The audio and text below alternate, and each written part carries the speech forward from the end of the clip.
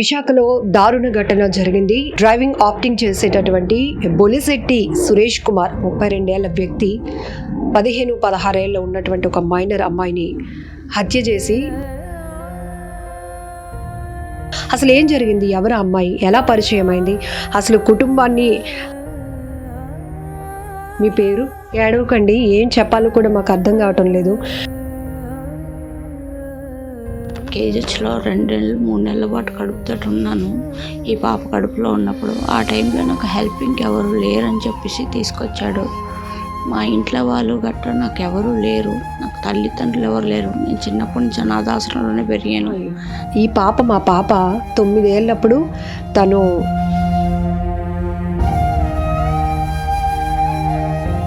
మళ్ళీ నేను మా వారిని నా కళ్ళతో చూస్తానా లేదా, ఇంకా మాకంటూ మళ్ళీ జీవితం ఉందా లేదా అన్నది కూడా నాకేం తెలియట్లేదు. అక్కడైతే పోలీసులు చెప్తున్నారు మా వైపు అయితే చంపేస్తారు ఇలాంటి వ్యక్తులు నేను అంటున్నారు. పని చేసుకోవడానికైనా పసిపిల్ల అయిపోయింది. ఎవరిని ఏ పని అడిగి నేను చేసుకొని నేను బ్రతకడానికైనా ఆధారం చెయ్యాలో కూడా అర్థమవుతుంది. అసలు బ్రతికుంటానా లేదన్నది కూడా నాకు ప్రశ్నగానే ఉందండి. ఆధారాలు దొరకకుండా ఉండాలి అనే ఉద్దేశంతో ఒక సూట్ కేసులో అమ్మాయి మృతదేహాన్ని పెట్టి రాయగడ తీసుకెళ్లి అక్కడ పడేశాడు. అయితే సీసీటీవీ కదలికల ద్వారా పోలీసులు ఈ కేసుని ఛేదించారు. ప్రస్తుతం అయితే ఆ వ్యక్తి యొక్క భార్య మనతో పాటు ఉన్నారు. ఇంటికి వచ్చిన తర్వాత నాకే హృదయం చలించిపోతుంది. ఎందుకంటే ఒక చిన్న బాబుతో ఉన్నారు ఆమె. ఈ టైంలో భర్త ప్రేమ కావాలి, భర్త చాలా బాధ్యతగా ఉండాలి. కానీ ఇప్పుడు ఏదైతే ఈ తప్పు చేయడం వల్ల, అసలు క్షమించరానటువంటి తప్పు చేయడం వల్ల ఇటు ఈ చిన్న బిడ్డతో ఈమె నలిగిపోతుంది. అలానే నేను లోపలికి రాగానే ఈ పాప ఫోటో ఏంటమ్మా అని అడిగితే, ఈ పాప, మా పాప 9 ఏళ్ళప్పుడు తను రోడ్ యాక్సిడెంట్లో చనిపోయింది అని చెప్తున్నారు. అంటే ఒకవైపు ఒక 9 ఏళ్ళ కూతురు వయసు ఉన్నటువంటి వ్యక్తి కూతురు పోయింది, కూతుర్ని పోగొట్టుకున్నటువంటి బాధలో ఉన్నారు. తర్వాత దేవుడు బ్లెస్ చేసి మళ్ళీ ఆ చిన్న బిడ్డ. ఇప్పుడు కుటుంబాన్ని ఎంతో బాధ్యతగా నడపాల్సినటువంటి వ్యక్తి మరొక మైనర్ అమ్మాయి ప్రాణాలు పోవడానికి కారణమయ్యాడు. అంటే ఇప్పుడు ఈమె పరిస్థితి ఎంత నలిగిపోతుందో మనకి అర్థమవుతుంది. అసలు ఏం జరిగింది, ఎవరు అమ్మాయి, ఎలా పరిచయం అయింది, అసలు కుటుంబాన్ని జాగ్రత్తగా చూసుకోవాల్సినటువంటి వ్యక్తి జీవితంలోనికి ఆ అమ్మాయి ఎలా వచ్చింది, పూర్తి వివరాలు సురేష్ వాళ్ళ వైఫ్ని అడిగి తెలుసుకుందాం. అమ్మా, మీ పేరు, ఏడవకండి, ఏం చెప్పాలో కూడా మాకు అర్థం కావటం లేదు. ఈ టైంలో అసలు తను ఇక్కడ ఉండాలి, కానీ ఏం జరిగింది, అసలు ఎందుకు ఇంత ఇష్యూ జరిగిందా?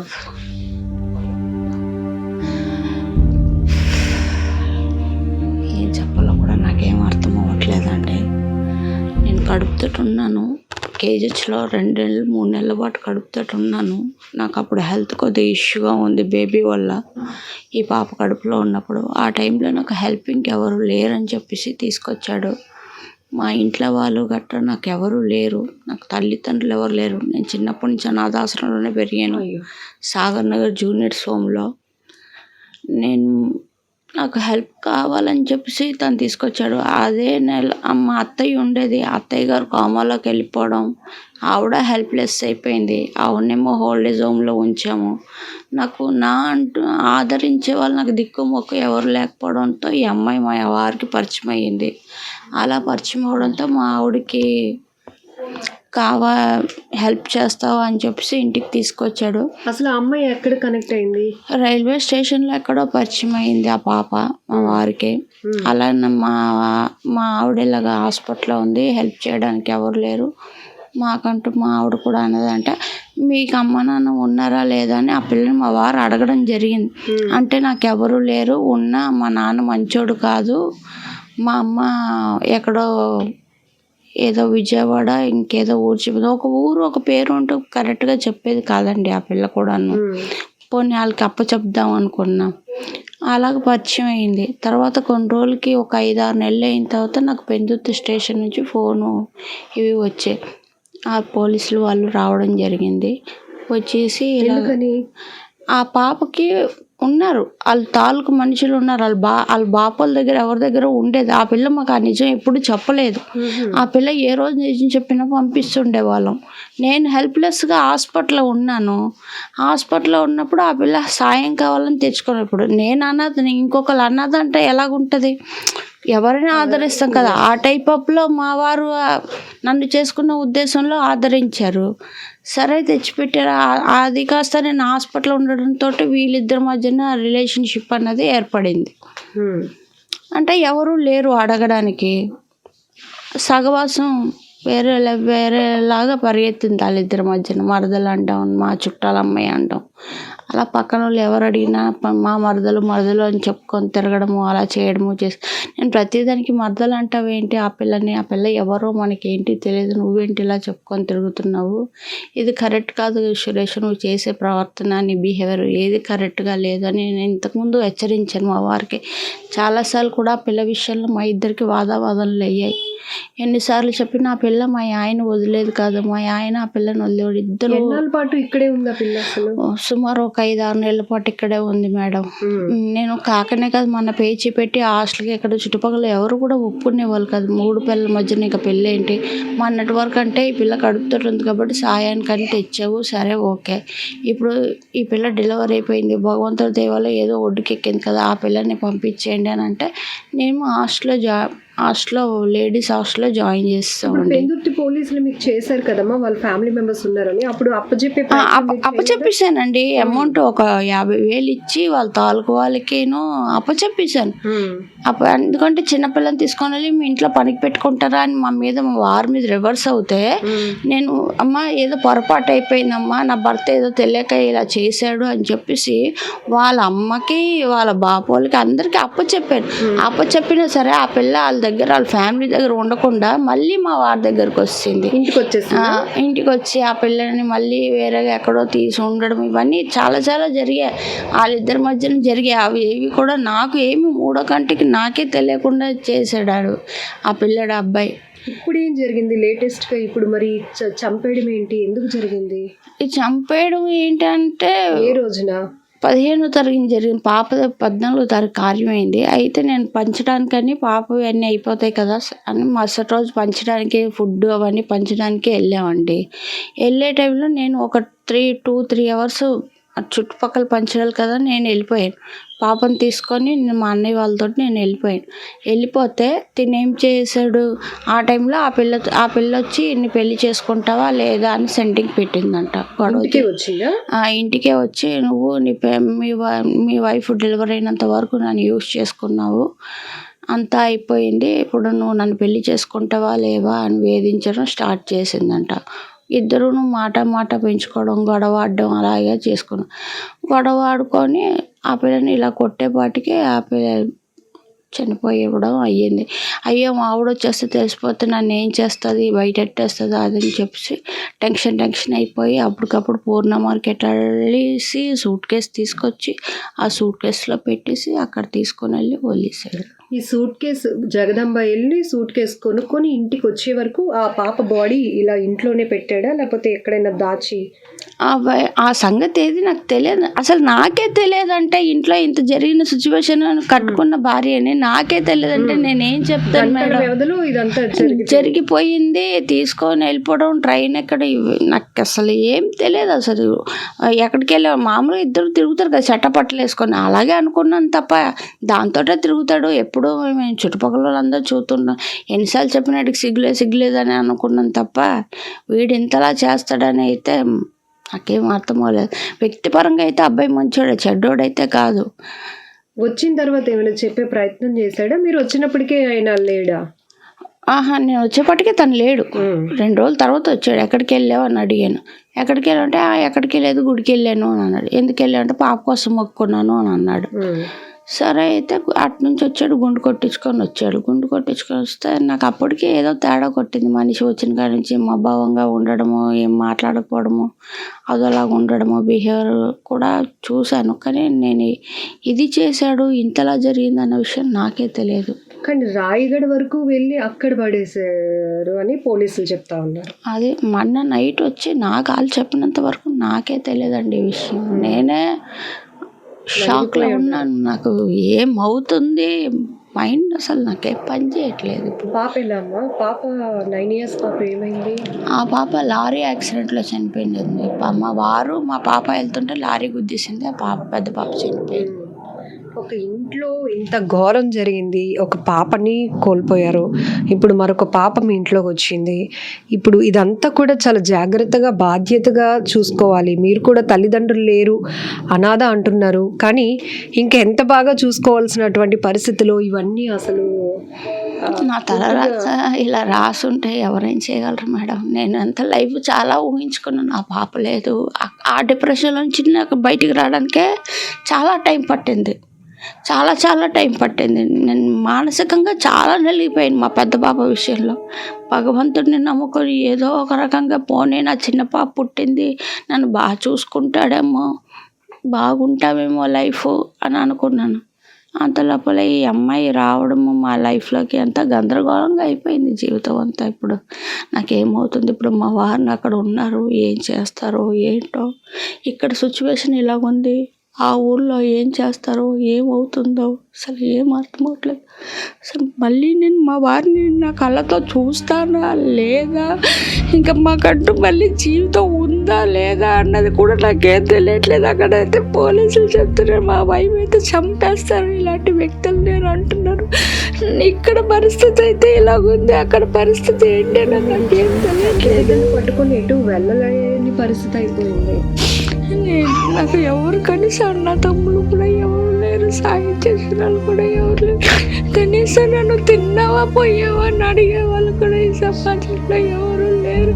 పోనీ ఇప్పుడు ఇంత జరిగింది, ఎక్కడికైనా పని చేసుకోవడానికి నా పసిపిల్ల అయిపోయింది. ఎవరిని ఏ పని అడిగి నేను చేసుకొని పని, నేను బ్రతకడానికైనా ఆధారం లేదు, ఏమీ లేదు. నాకేం చెయ్యాలో కూడా అర్థమవట్లేదు. అసలు బ్రతికుంటానా లేదా అన్నది కూడా నాకు ప్రశ్నగానే ఉందండి. మీ ఇద్దరికి ఎలా పరిచయం అమ్మా? మీ హస్బెండ్ సురేష్కి మీకు? నేను హాస్పిటల్లో చేసేదాన్నండి. ఆ అబ్బాయి అలాగా అప్పట్లో ఆటో డ్రైవర్ అబ్బాయి. ఏం చేస్తారు ఇప్పుడు జనరల్గా? ఇప్పుడు ఏం చేస్తున్నారు? ఇప్పుడా నేనేం చేయట్లేదు. మీరు కాదు, మీ ఆయన మామూలుగా కుటుంబాన్ని పోషించడం? డ్రైవింగేనండి. డ్రైవింగ్ రోజు ఆఫ్టింగ్కి వెళ్ళేసి 1000 రూపాయలు ఎంతో వస్తే రోజు వరకు కూలి పని, ఇంకేం లేదు. మీకు ఇద్దరికి ఎలా పరిచయం అయింది?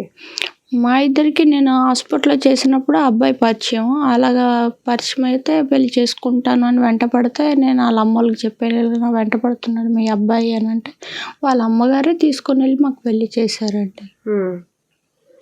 వాళ్ళ అమ్మగారు కూడా హెల్త్ ఏం బాగాలేదండి. ఆవిడ కూడా కోమాలోకి వెళ్ళిపోయింది, మొన్నే బయటకు వచ్చింది, ఓల్డేజ్ హోమ్లో ఉంది.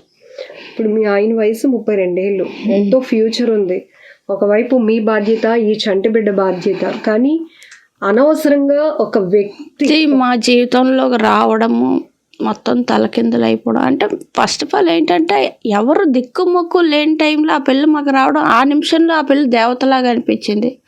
ఆ దేవత మా పట్ల ఇలాగ అవుతుందని మేము అనుకోలేదు. కానీ ఒకటి మా ఇప్పుడు సొసైటీలో ఉన్నప్పుడు ఏం జరుగుతుందో తెలుసు, మన బాధ్యతలు ఏంటో తెలుసు, మన ఫ్యామిలీ మిమ్మల్ని కూడా చాలా బాధ్యతగా చూసుకుంటానని వెంటపడి ప్రేమించి పెళ్లి చేసుకున్నప్పుడు మళ్ళీ ఇంకొక అమ్మాయికి ఏదో హెల్ప్ చేస్తున్నట్టు తీసుకొచ్చి మళ్ళీ శారీరకంగా హెల్ప్ కాదు మేడం, అంటే తను మాకు హెల్ప్ చేయాలంటే తను ఏదో తన అన్నదని చెప్పాడు కదా, అలా హెల్ప్ అవుతుంది అని చెప్పేసి ఏదో అనుకున్నాడు. నాకు సాయానికి ఇప్పుడు బయట ఒక మనిషిని పెట్టుకోవాలంటే 10,000 20,000 అవుతుంది, మాకు అంత స్తోమత లేదు. కానీ అంతవరకు ఓకే, మళ్ళీ శారీరక సంబంధాలు ఇవన్నీ పెట్టుకున్నారు కదా. ఆ పిల్ల ఇష్టపడ్డది మేడం, ఆ అబ్బాయిని చాలా పిచ్చిగా ఇష్టపడ్డది. నిజంగా చెప్తున్నాను, ఉన్నదైతే వాస్తవం అయితే ఇదే. ఆ పిల్లడు అంటే చాలా ఇష్టం ఆ అమ్మాయికి. లేదంటే వాళ్ళ ఇంట్లో వాళ్ళకి నేను అమౌంట్ ఇచ్చి అప్పచెప్పినా సరే ఎందుకు వెళ్ళకుండా మళ్ళీను వాళ్ళని వదిలేసి మళ్ళీ ఇక్కడికి రావడం, మళ్ళీ వేరేగా అబ్బాయితో ఇల్లు తీయించడం, మళ్ళీ వేరేగా ఉండడం. వీళ్ళిద్దరూ మళ్ళీ వేరేగా ఇల్లు కూడా తీసుకొని ఉన్నారని నాకు వేరే వాళ్ళు బయట వాళ్ళు చెప్తే మళ్ళీ తెలిసింది. మళ్ళీ నేను గొడవ పెడతా, మళ్ళీ నాతో రోజు ఇదే తగు. ఆ పిల్లడు తీసుకురావడం, తీసుకొని ఇక్కడ మేము ఎన్నిసార్లు బయటికి పంపించిన, ఎన్నిసార్లు నేను గొడవ పెట్టుకొని బయటకు పంపించిన, అన్నిసార్లు ఇంటికి తీసుకొచ్చేవాడు. ఇదే తంతు. ఆ పిల్లతోటి. ఆ హెరాస్మెంట్ తట్టుకోలేక మరి ఆ వాదనలు వాళ్ళిద్దరి మధ్యన జరిగి ఆ పిల్లని అలాగా క్షణికావేశంలో కొట్టాడు. ఆ పిల్ల చనిపోయింది. కానీ ఇప్పుడు మీరే నష్టపోయారు పూర్తిగా అన్ని పరంగా అయితే నేనే నష్టపోయాను. చనిపోయిన దాన్ని మనం తీసుకురాలేం. ఇప్పుడు బ్రతుకుని ఆ పిల్ల పోయింది. ఈ అబ్బాయి ఏమో జైలుకి వెళ్ళిపోయాడు. బ్రతుకున్నారు బయట మేము సమాజంలో ఎలా బ్రతకాలి? ఒక హంతకుడు కూతురని తను, ఒక హంతకుడు భార్య అని నన్ను ముద్ర వేస్తుంది లోకం అంతా. నాకు ఇంకెక్కడ ఎలాగా ఈ పిల్ల నేను ఎలా బ్రతకాలి? నాకు సమాజం. ఏం చదువుకున్నారు మా మీరు? నేనేం చదువుకోలేదు మేడం. మా హాస్టల్ ఏదో శారీ వర్క్లు, మిషన్ కుట్లు అలాంటివి కుట్టుకొని బ్రతికాను తప్ప నాకు చదువు ఏమి ఆ వయసులో మైండ్కి ఎక్కలేదు.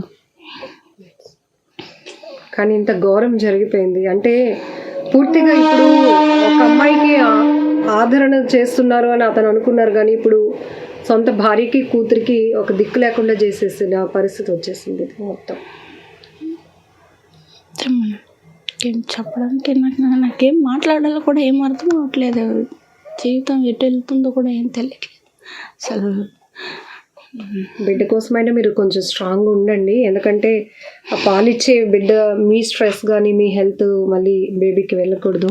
కానీ ఎంత దారుణాలు జరుగుతున్నాయంటే సొసైటీలో ఏది మంచో ఏది చెడో ఆలోచించుకునే లోపే ఘోరాలు జరిగిపోతున్నాయి. ఈ తల్లి చెప్తున్నట్టు చంటి బిడ్డ పాపం ఇప్పుడు తను ఎటు ఇది జరిగింది అని చెప్పడానికి అడుగు తీసి బయట పెట్టడానికి కూడా ఆ పసికందును పట్టుకొని వెళ్ళలేదు. మరొక వైపు 9 ఏళ్ల తన కూతుర్ని యాక్సిడెంట్లో కోల్పోయింది. ఆ సిచ్యువేషన్ నుంచి బయట పడ్డాను దేవుడా అనుకునే లోపే మరో బిడ్డ కడుపులో పడింది. సరే ఇకపై బాధ్యతగా తన భర్త చూసుకుంటాడు అనుకునే లోపే ఇప్పుడు ఆ సమయంలో తను ఒక అనాథగా ఉన్నా నాకు సేవ చేయటానికి ఏదో దేవుడు పంపించిన ఒక అమ్మాయిగానే, అంటే వాళ్ళెవరూ లేరు నాకు అనాథని అని అమ్మాయి చెప్పడం వల్ల మేము నమ్మి ఆదరించాం. కానీ ఆ అమ్మాయి నా భార్యతో నా భర్తతో సంబంధాన్ని కొనసాగించి పెళ్లికి ఒత్తిడి చేసింది.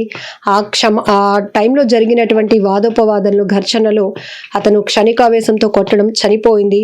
దీంతో ఎక్కడైతే తను రోడ్డు పాలవుతానో ఇదంతా జరిగింది అని బయటపడుతుందనే ఉద్దేశంతో ఇక్కడి నుంచి వెళ్ళి జగదాంబ వెళ్ళి అక్కడ పూర్ణ మార్కెట్ దగ్గర ఒక సూట్ కేసు కొని తెచ్చి ఆ మైనర్ అమ్మాయి బాడీని అందులో కుక్కి ఇక్కడి నుంచి మళ్ళీ ట్రైన్ ఎక్కి రాయగఢ్ దగ్గర తీసి ఆ సూట్ కేసుని పడేశాడంటే ఇదంతా సినిమాటిక్ రేంజ్లో, అది సినిమాలో అయితే స్క్రిప్టెడ్, కానీ నిజ జీవితంలో ఇంత ఘోరాలు జరుగుతున్నాయంటే బీ అలర్ట్, చాలా జాగ్రత్తగా ఉండాల్సిన అవసరం ఉంది. పోలీసులు కూడా అదే చెప్తారు, అపరిచిత వ్యక్తులతో చాలా జాగ్రత్తగా ఉండాలని. అందులోనూ మైనర్ విషయంలో ఎంత జాగ్రత్తగా వాళ్ళు చెప్పేది కుటుంబ పరంగా వాళ్ళ మీద ఎలాంటి ఇంపాక్ట్లు ఉన్నా కూడా, కానీ వాళ్ళు నిజంగా ఆ పాప చెప్పినట్టు ఎవరు లేరేమో నాకు తోడుగా ఉంటూ సాయం చేస్తుంది, ప్రెగ్నెంట్ కాబట్టి ఈ టైంలో నాకు ఒక అవసరం ఉంది కదా అని తను భావించింది. కానీ ఈరోజు తన భర్త చేసినటువంటి పని, ఆ మైనర్ అమ్మాయి చేసినటువంటి పనికి వీళ్ళిద్దరూ అనాథలైపోయినటువంటి పరిస్థితి వచ్చింది. బట్ అమ్మాయికి ఎలాంటి సహకారం అందించాలో, ఎవరి ద్వారా మరి అంత స్ట్రాంగ్ అవుతుందో కూడా నాకేం అర్థం కావటం లేదు. ఈ సిచ్యువేషన్ మాత్రం ఇప్పటివరకు ఎన్నో క్రైమ్ స్టోరీస్ కవర్ చేస్తున్నాం, కానీ ఎందుకంటే తినకి అమ్మ నాన్న ఎవరూ లేరు. కానీ ఇప్పుడు ఈ బిడ్డను పట్టుకుని ఈ అమ్మాయి ఏమవుతుంది అన్నది కూడా అర్థం కానటువంటి పరిస్థితి అయిపోయింది.